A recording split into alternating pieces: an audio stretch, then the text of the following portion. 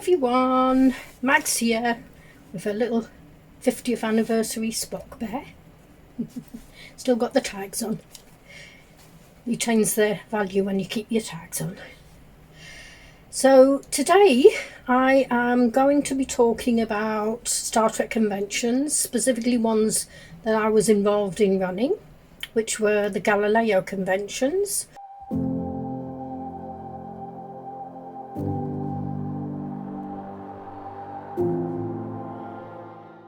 Which were held in 1982, 84, 86 and 99. And I'll be covering information about the guests and events that happened at the conventions, photographs where I have photographs, some video, which I have a little bit of video. It's very old video, so it's not the best quality. It's not going to be HD.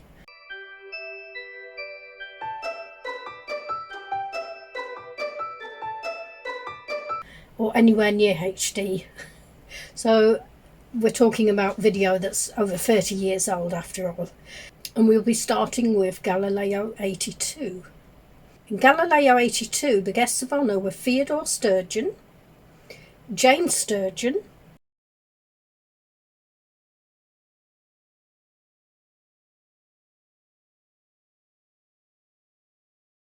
and Judy Blish, also known as J.A. Lawrence.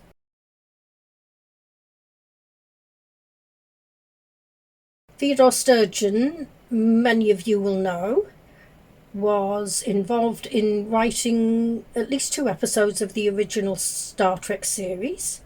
He wrote Shore Leave, and he also wrote the very popular and well watched Amok Time, and he was brilliant at the convention, talking to all of the fans about his work on Star Trek and other items that they were interested in. And his wife also gave a talk, and she was talking about various things that she was interested in, including spiritual things. She was very adept at reading tarot cards, and people enjoyed listening to that. Also, Judy Blish. Many of you might know the name James Blish. Judy Blish was James's wife and Judy's first husband, and he was credited with writing a lot of the original Star Trek novels that were adaptations of the actual Star Trek episodes. And up until Star Trek 6, he had written the adaptations himself, but he became quite ill, and from Star Trek 7 to 11, Judy took on the mantle of helping to adapt the novels for him, together with her mother, who was also a writer. And this wasn't really known until the publication of Book 11, and then the publisher realised, once James had passed away, unfortunately, in 1977, that Judy had been collaborating, and you'll find with Book 12 of the original Star Trek adaptations, she is credited with adapting the novel, or collaborating on the adaptation.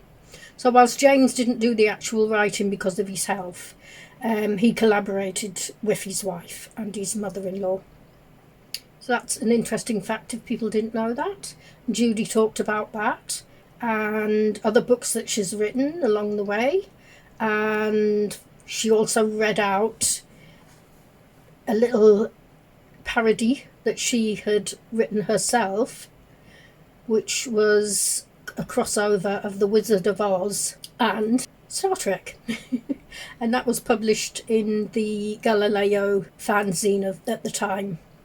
If I can, I should have the fanzine, so if I can read out some passages from it, then I will do that. I'll have to find it. I do have all my fanzines, so I should find that. And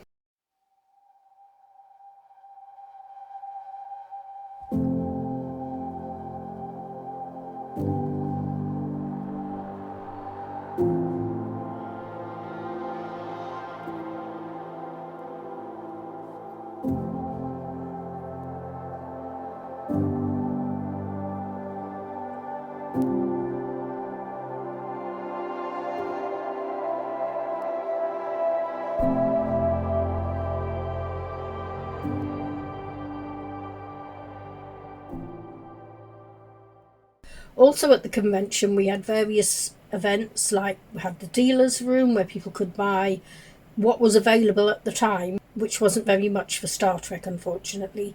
But people could buy fanzines, they could buy other science fiction merchandise, they could buy fan-made merchandise. Some people would print T-shirts and sell them. Some people would make costumes for people to buy. A lot of people would create the fanzines of new stories of Kirk, Spock and McCoy and the rest of the crew, and they were highly popular at the time. You have to remember this was before all of the merchandise became readily available, and people were just saturated with models and phasers and T-shirts, novels, photographs, signed photographs, etc. In the very early days of the conventions, we didn't have those things. People made them and sold them. So if you were gifted enough to be able to make something that represented an item that was seen on Star Trek, people would buy them. And obviously later on, in the more professional, well, not really more professional, I should say. Later on, when the conventions came in that were professionally run by businesses as opposed to run by the fans, because the fans ran very professional conventions, then everything got licensed and you weren't allowed to sell things, you weren't allowed, because of copyright, you weren't allowed this or that or whatever. And that kind of ruined it for people because it became too expensive, way too expensive for the average person to attend. And yes, some people do only do that, so they save up all year and then they go to the professional conventions. But I still have a soft spot and loved the original fan-run conventions. I thought they were a lot more fun.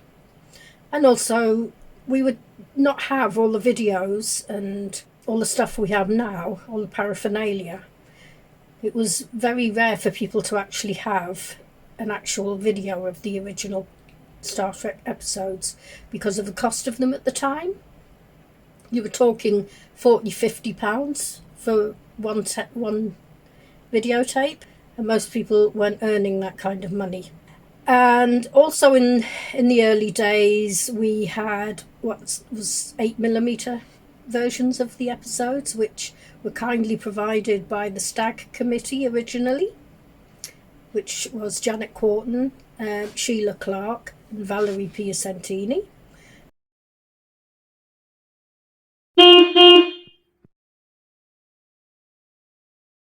Thanks to those ladies. And we'd have the bloopers, which also were provided by those lovely ladies at Stag, and they were hilarious. And obviously you can see them on YouTube now, so if you want to see the original Star Trek bloopers, just Google it and you'll find them. But they are hilarious. We tended to just sit in groups and talk. The zines they're writing, their favourite episodes, the favourite stories, you name it. Just generally arranging to meet up with friends who also like Star Trek. And one of the other events we had was a fancy dress, which was very good. And we had a hairy chest competition, which was really funny. And a little boy won it. And then a very attractive man won the second place. But the little boy was so funny because he'd painted hairs onto his chest to make him look like he had a hairy chest. And that was hilarious. And as I say, a young man with a very nice hairy chest was second. We had auctions where people could buy rare merchandise and all sorts. Photographs, fanzines, books, and some fanzines were really sought after. They would go for hundreds, some fanzines. I mean, nowadays they're probably not worth that, but in those days they did go for a lot of money. We also had discos where people could boogie down to Star Trekking, and I lost my heart to a Starship Trooper. and Whoops Upside Your Head, which people loved. The Thunderbirds theme, which people loved as well. And generally just get dressed up, whether it was fancy dress or whether or not it was formal fancy dress. People would just let their hair down, boogie on down, just generally have a good time, enjoy themselves with other fans and not feel that they're looked on as strange. So that was the first Galileo convention. I'll be putting photographs on. I will find photographs.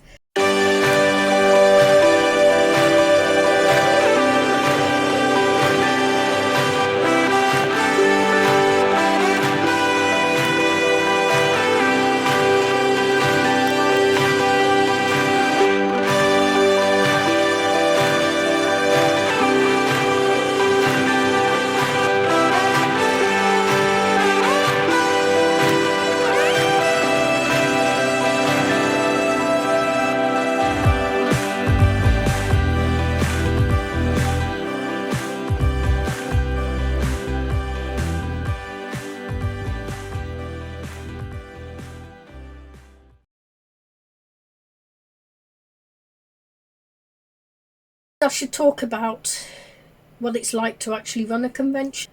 It's very hair-raising, it's really exciting and a little scary. Scary mainly because you don't know how many people will attend a convention. You don't know if people want to come to your convention. You don't know if you're going to find a decent printer to print your com book. You don't know if you're going to get any submissions for the com book. You don't know if people will want to come into the dealer's room so that fans can buy things. You don't know if the hotel's going to burn down, which I believe has happened at a convention. You don't know if something will happen and there'll be a rail strike and no one will get there. You don't know if your guests are going to be able to get there. You've got to organise them. You've got to organise their travel. You have to pay their fees. You have to hope that enough people register so you can pay their fees. You have to find a good disco. You have to basically provide as much as you possibly can in the way of entertainment for people. You've got to look at, have you provided enough entertainment? Will people want to see the guests that you've chosen, or not really chosen, because it's a bit of a lottery getting guests.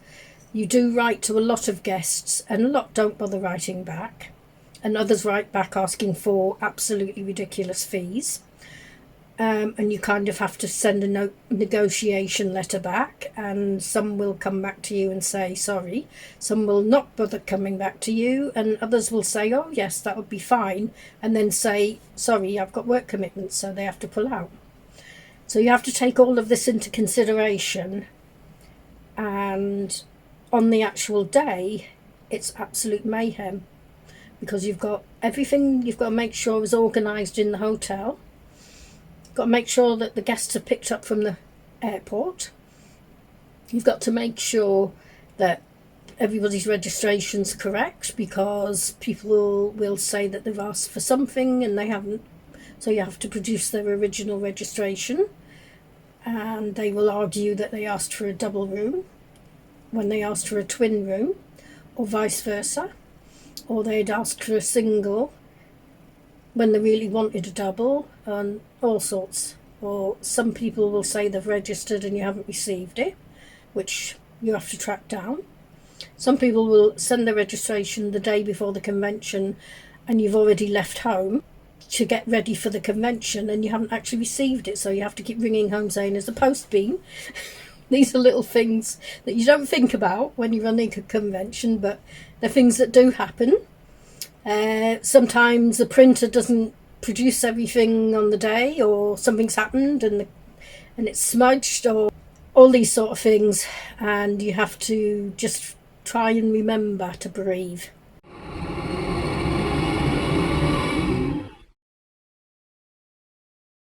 I remember at the first convention I had gone with very little sleep. I don't think I'd eaten from breakfast to something like 12 o'clock at night, And I just kept going and going and going. I got so hungry. I was like, oh my God, I haven't eaten. So that's the kind of, because you tend to run on energy. And I remember people on the Saturday throwing sandwiches at me, going, you haven't had anything, here, eat this. But I was doing the auction at the time, and I was trying to listen to what everything was going for. And I'm like, yes, all right, all right. And then you have people coming up to you going, how much did so-and-so go for? And you're like, hang on till I find out what this one's that's selling at the moment's gone for, then I can tell you. But it's hilarious. It's a lot of work. It's a lot of stress. It's very rewarding after the event. During the event, you think, what am I doing? Why did I organise this? What the hell's happening? But after the event, you sit back and you talk with all your committee and you have a good laugh about everything that's happened, and they'll say, oh, did you see so-and-so did this? No. Did you see so-and-so did that? Someone fell over in the main room. Someone spilt their drink on someone. So-and-so passed out because they'd had too much to drink. So-and-so saved somebody that didn't have any money and they'd come and they hadn't eaten. The early conventions, there was never any trouble. You never felt that you were in danger at any point. People were having a good time. People were having a laugh. And it was a great experience. And running one, it's a unique experience, and it's terrifying and rewarding. So that's my first sort of blog about the first convention. I'll be putting some bits up about the convention. I will share photographs, and next episode is Galileo 84. I'll see you then. Bye bye. Bye bye from Spork. Live long and prosper.